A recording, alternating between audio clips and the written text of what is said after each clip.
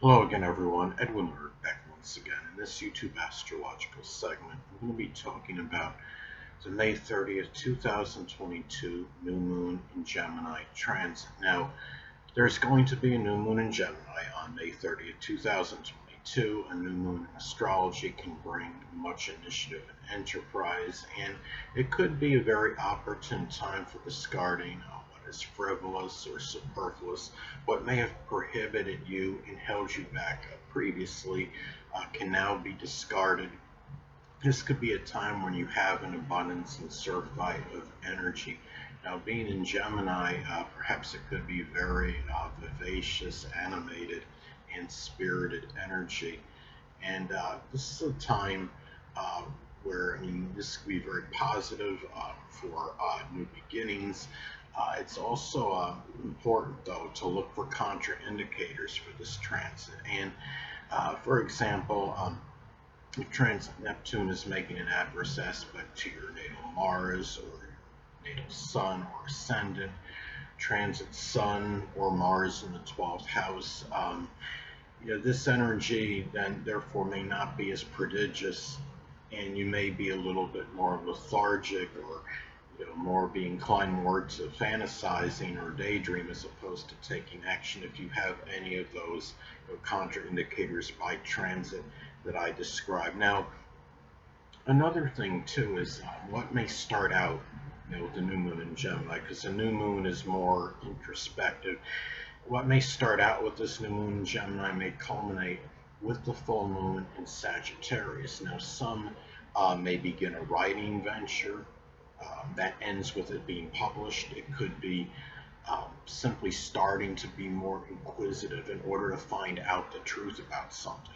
Now, a short journey that has started may lead to one actually expanding their horizons, and some may begin the development of a communication device, which ultimately leads, it could be to the facilitation of words being translated, like a translation device that may be innovative, as an example. Um, Now, this could also be, I would say, a propitious, opportune time. It could be for embarking on a new project or endeavor. It could also be a time where procrastination comes to an end. This could be exceptionally revitalizing and rejuvenating. And the transit can manifest in very extemporaneous and spontaneous energy. Uh, this could be the fact that this is in Gemini. It could be where new projects may be initiated with much vivaciousness, animation, cheerfulness. The new moon may collectively impact everybody, but especially those with the sun, moon, or ascendant in Gemini or the zodiac sign Cancer. Now, Gemini, of course, because it's going to be in their sign, and the zodiac sign Cancer simply because they could be impacted strongly by all phases and transits of the moon. Now, this could be attributed as to why Cancer can be very fickle, moody, temperamental, and changeable. And this will also be very intensified if this makes a conjunction to one's Gemini sun, moon, or ascendant. Now, also, too, this could be the start of something that requires multitasking, versatility, variety, dexterity. Could be such as juggling. Uh, it could be the start of a new, simply new communication with somebody. And it could also be a time where many may want to start speaking in a more articulate and eloquent manner. It could be the time where one, wants to begin to develop their vocabulary to where they do speak better, where they become more learned in words and vocabulary at this time. And it could be a time as well where, some may begin something associated with mental stimulation. Now, people need to be careful not to start too many things at once, too many things simultaneously, because it could be about dissipating oneself through a lack of an integrating purpose. Now, let's say, for example, this falls in the ninth house in one's chart. It could be the beginning of having a manifold belief system. If it falls in the eighth house, it could be about the start of giving and receiving a diversified support. Now also too, this could be the start of a Gemini money making endeavor. Now, especially if this falls in the, I call one of the money houses. If it falls in the second, sixth, or 10th house in one's chart especially.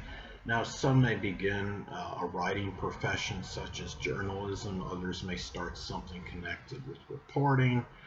Other people may begin a position in a communications field such as data or satellite communications. It could be the start of something that requires manual dexterity, such as auto or refrigeration mechanics, and some may begin something that requires versatility or multitasking.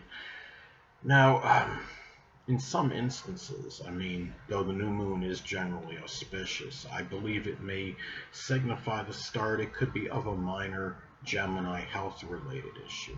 Now, especially if this falls in the first or sixth house in one's chart. The first house, of course, is associated with the physical body. The sixth house is associated with physical health-related issues. Now, it could be the beginning of something connected. It could be with the lungs, the arms, hands, shoulders, nerves, or breathing. Now, it might be, for example, it could be a mild sprain in the arm or some kind of mild twitch in that area as some examples. Now, thing two is, I mean, let's say as another example of this transit, if it falls in the fifth house in one's chart, it could be the start of a Gemini-related sport. It could be one that requires quick reactions, such as ping pong, racquetball, or badminton. It could be one that requires some shrewdness, and one may be hard to pin down. I'll give you an example. I'm reminisce a little here. My Mercury and Cancer reminiscing time now. The thing is, I can remember way back, around 1984, I played. There was a game I played with a, Moon. Ironically enough, he was a Moon in Gemini ascendant person, and seemed like a very simple concept. All I had to do was try to, we were riding bicycles. I had to try to touch his back tire with my front tire, and I never was able to do it. So that's one of those games that could be associated with trying to pin the person down, and him having Gemini rising and moon, of course, it was very difficult, if not impossible, to do so.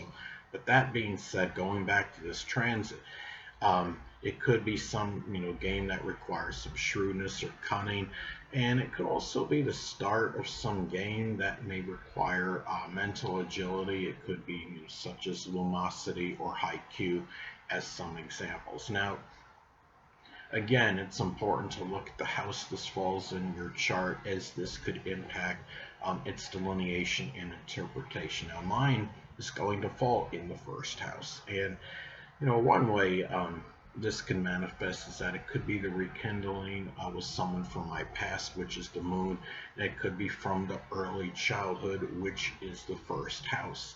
Now, it could be with somebody that is a Gemini sun, moon, or ascendant person, or one that simply embodies those characteristics. Now, it could be the beginning to start expressing more Gemini-like qualities outwardly, such as versatility and being more conversational. Now, I'm going to be hopeful that this isn't going to be the start of a Gemini physical related issue, such as something with the shoulders, arms, hands, nerves, lungs, or breathing.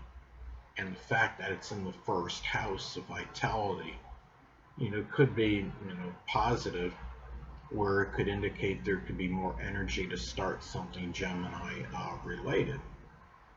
Because the first house also is about new beginnings, and it's about vitality and energy.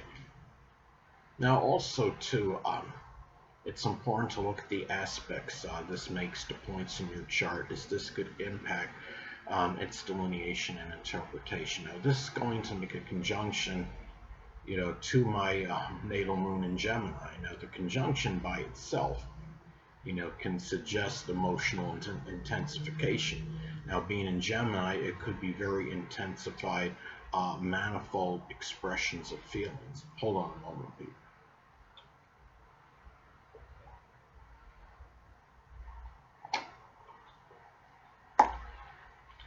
Sorry about that, I'm back. But anyway, it could be very high-strung emotional reactions, or it could simply be the rekindling of a connection. It could be with a Gemini woman that was from the past, um, as some examples. But anyway, people,